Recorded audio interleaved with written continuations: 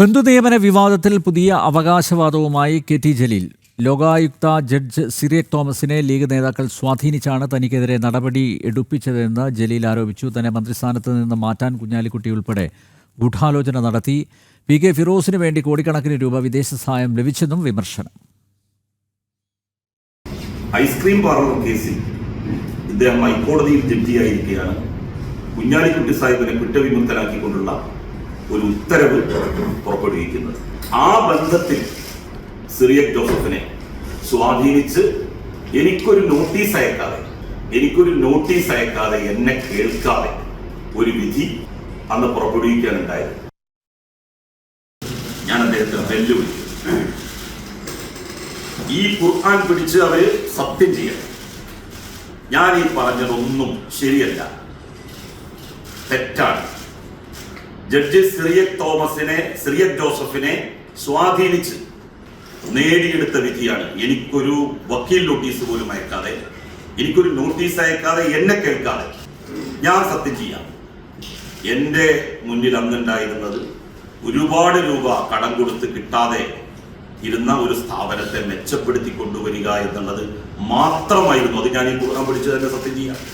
അല്ലാതെ ജോലിയില്ലാത്ത, പണിയില്ലാത്ത എൻ്റെ ഒരു ബന്ധുവിന് ജോലി കൊടുക്കുക എന്നുള്ളത് എൻ്റെ ലക്ഷ്യമേ ആയിരുന്നില്ല. കാരണം നമ്മൾ പറഞ്ഞാൽ കേൾക്കുന്നവരാണ്. ഇത്തരത്തിലുള്ള ആളുകൾക്ക് യാതൊരു ദാക്ഷിണ്യവുമില്ലാതെ നോട്ടീസ് കൊടുത്ത് പണം തിരിച്ചു പിടിക്കണം, അത് മാത്രമായിരുന്നു എൻ്റെ ലക്ഷ്യം.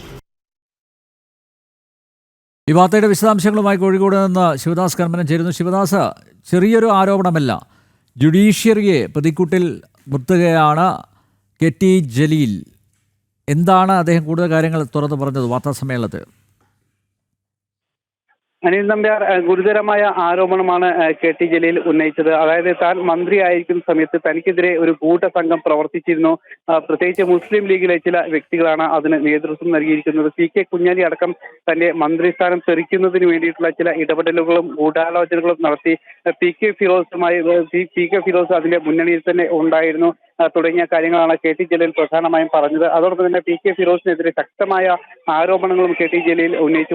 മലപ്പുറത്ത് നടത്തിയ വാർത്താ സമ്മേളനത്തിലാണ് ഇത്തരത്തിലുള്ള ആരോപണങ്ങളുമായി കെ ടി ജലീൽ എത്തിയത്. ചില തെളിവുകൾ അടക്കം കൊണ്ടുവന്നിരുന്നു കെ ടി ജലീൽ പത്രസമ്മേളനം നടത്തുന്ന സമയത്ത്. അതായത് പി കെ ഫിറോസ് വലിയ രീതിയിൽ തന്നെ സ്വത്ത് സമ്പാദിച്ചിട്ടുണ്ട്, അനധികൃതമായാണ് സ്വത്ത് സമ്പാദിച്ചത്. പല രീതിയിലും മുസ്ലിം ലീഗ് ഫണ്ട് പിരിച്ചിരുന്നു. കസ്വ ഉന്നാവ സമയത്ത് ഫണ്ട് പിരിച്ചിരുന്നു. അതോടൊപ്പം തന്നെ ദോസ്തി ചലഞ്ച് വഴി വലിയ രീതിയിൽ ഫണ്ട് പിരിച്ചിരുന്നു. ഒരു വ്യക്തിയുടെ കയ്യിൽ നിന്നും 600 രൂപയാണ് ദോസ്തി ചലഞ്ച് വഴി ഫണ്ട് പിരിക്കുന്നത് മുണ്ട് നൽകുന്നതിന് വേണ്ടി. പക്ഷേ 200 രൂപ പോലും ഒരു മുണ്ടിന്റെ വില ആയിട്ടില്ല. ഇതെല്ലാം തന്നെ പി കെ ഫിറോസ് സ്വന്തം അക്കൗണ്ടിലേക്ക് മാറ്റുകയാണ് ഉണ്ടായത്.